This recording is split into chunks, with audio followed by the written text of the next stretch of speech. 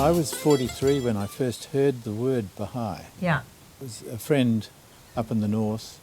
We were in a discussion one day about religion, and she said, "I'm a Baha'i." Yeah. And I think from memory she gave me a little bit about progressive revelation and the sequence of all the manifestations of God. manifestations appearing on this earth, etc. And so that was my first introduction, and then subsequent to that I had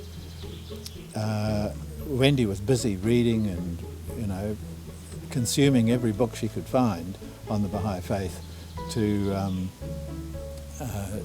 inform herself as to what the religion was all about. And I was too busy to worry about it, you know. Yeah. I had far more important things to do. When did it happen for you then, Tony? Once Wendy and I took off to Europe for a break, and we weren't sure how long the break was going to be, but we knew it would be at least a year. Yeah. Because we'd put the orchard that had been developing in the north under management and with one of the export companies, and so it was at least a year when we had time to make up our mind what we were going to do. And it became clear to me on this journey to London that there was no escape now, because I had time. I couldn't use my old excuses. I couldn't say, well, I'm too busy. I was brought up in a religious conflict situation or anything like that, and I don't want to have anything to do with it. Yeah. So, and Wendy had clearly said to me on one occasion, your spiritual future is your concern.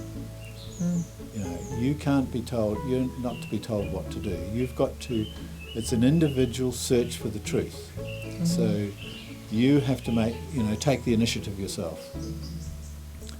And so when I got some by the time we got to London, I got some time, I picked up one of Wendy's books. I didn't know any of the Baha'i books, called Gleanings. And so I read through that cover to cover. Deep. Yeah. And then I couldn't avoid it, because I was reading the Word of God. We had called in. I was tagging along as Wendy's partner on a 3-day visit to Israel on our way to London. Yeah. And so we went round we were given a key to the gardens, and we went round a number of the holy places and what have you on this pilgrimage. And I decided that I was so impressed with the Baha'i World Centre that I wanted to work there. Oh, wow. This would be a good place to work. So I went and saw personnel and suggested to them that I had the skills that they needed. Yeah. Which you did. An orchardist, wow. And they very politely and lovingly, of course, told me that I needed to be a Baha'i before I could apply. How wonderful.